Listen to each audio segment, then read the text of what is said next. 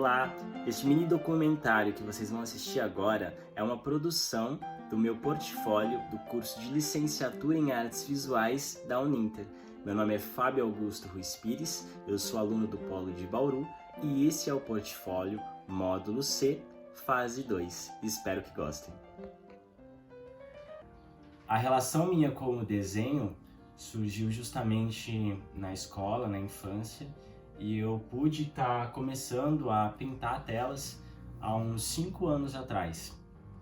O processo de pintar telas partindo das mãos é uma questão muito sensível. Eu acho que a sensibilidade é algo que acompanha o artista de uma forma geral durante toda a vida, porque toda forma de criação, tudo aquilo que parte desse poder criativo parte de uma sensibilidade do artista, de querer encontrar algo novo dentro de um mundo onde já existem tantas coisas. E a pintura ela se dá pela mão, na maioria das vezes, né?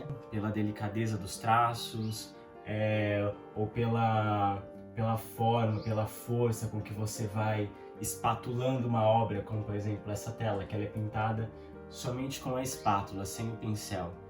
E poder criar com o pincel, ou com a espátula, ou até mesmo com as mãos, é algo muito legal, porque ela permite a gente se conectar com o nosso próprio corpo e mandar a informação do cérebro para as mãos, e através disso ir elaborando e criando obras e pintando e se divertindo com as cores, com as formas, com os traços que as nossas mãos vão fazendo. Há algum tempo atrás também eu fiz um curso de cerâmica e eu pude desenvolver algumas obras. Esse aqui é um ensaio em um formato de elefante e tá brincando com a argila nesse processo de criação de obras de cerâmica é muito gostoso, porque o processo quase que por inteiro se dá através das mãos.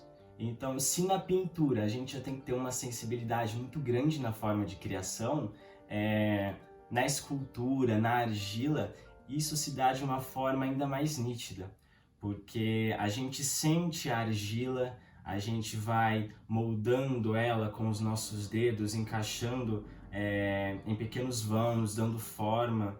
Mas a relação da cerâmica, dessa criação, é muito mais sensível, porque o corpo, as mãos, precisamente as mãos, ela se comunica de uma forma muito forte com a argila, porque a temperatura do nosso corpo influencia na hora de criação. Se na pintura a gente tem as tintas, os pincéis, a espátula, e na argila, na cerâmica, a gente também tem esses materiais de trabalho, como as espátulas, a própria argila em si. No teatro, a ferramenta de trabalho do ator é o corpo e a voz. E dentro dessas ferramentas de possibilidades de criações cênicas, as mãos, elas comunicam. Uma mão mais leve, ela traz um sentimento de leveza, talvez uma dúvida, ou algo mais complexo. Agora, quando a mão se torna mais forte, mais imponente, ou mais ríspida, ela acaba transmitindo uma ideia diferente.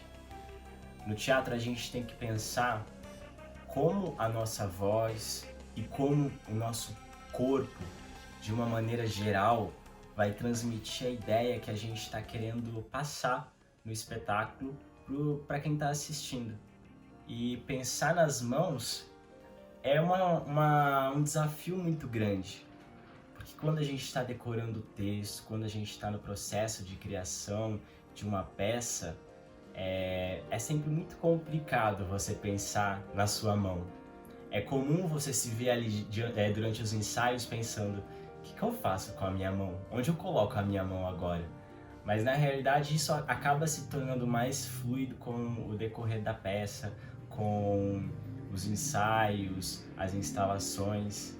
Chega um momento em que as mãos, elas se tornam fluidas, elas se tornam uma movimentação natural dentro do espetáculo.